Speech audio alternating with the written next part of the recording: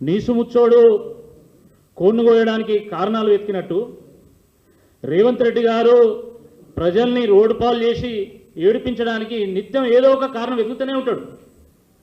రాష్ట్రంలో ఏదో ఒక మూలన ప్రజలు రోడ్డు మీద పడి కన్నీళ్లు పెట్టనిది, ఆర్తనాలను పెట్టనిది నాకు నిద్రే పట్టదు కావచ్చు.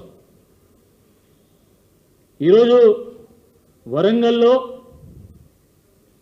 రోడ్డు పక్కన ఉన్నటువంటి షాపులను, రోడ్డు పక్కన ఉన్నటువంటి చిన్న చిన్న వ్యాపారాలను కూల్చివేసడం మనం టీవీలో చూసాం.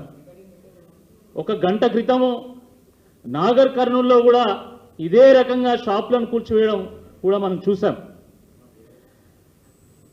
అంటే రాష్ట్రంలో ఏదో ఒక మూలన ఏదో ఒక కూల్చివేత చేపట్టింది ఈ ప్రభుత్వానికి నిద్రపట్టేటువంటి ఒక పరిస్థితి లేదు.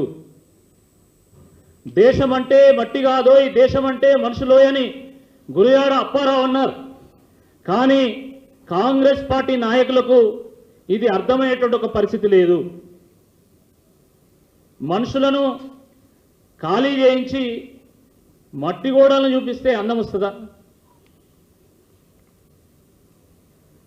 అందగత్తలను తీసుకొచ్చి నగరం అంతా తిప్పితే అది అందం వస్తుందా? ఒక్కసారి ఆలోచించాల్సిందే ఈ సందర్భంగా నేను కోరుతా ఉన్నాము.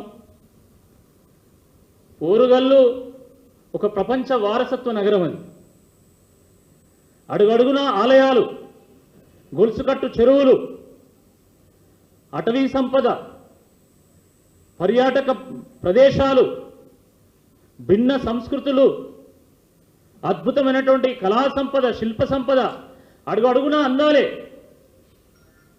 కానీ అక్కడి ప్రజలు కన్నీళ్లు పెట్టినప్పుడే అది నిజమైనటువంటి అందమైతుంది తప్ప ఏదో అందాల పోటీ పేరు పెట్టి అక్కడ ఉన్నటువంటి పేద ప్రజల యొక్క జీవితాలను నాశనం చేసేటువంటి ఒక ప్రయత్నం ఎప్పుడు కూడా అది అందం అనిపించుకోదని చెప్పి ఈ సందర్భంగా గుర్తు చేస్తూ ఉన్నాం. రేవంత్ రెడ్డి గారి ప్రభుత్వం వ్యవహారం ఎట్లున్నది అంటే అందంగా కనబడడానికి కనుబొమ్మలు గీకించుకున్నట్టున్నది.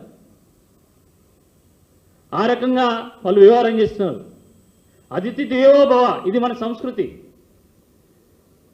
ప్రపంచ నలుమూలల నుండి, దేశ విదేశాల నుండి వచ్చినటువంటి అతిథులకు ఆతిథ్యం ఇద్దాం, గౌరవిద్దాం, వాళ్ళని స్వాగతిద్దాం.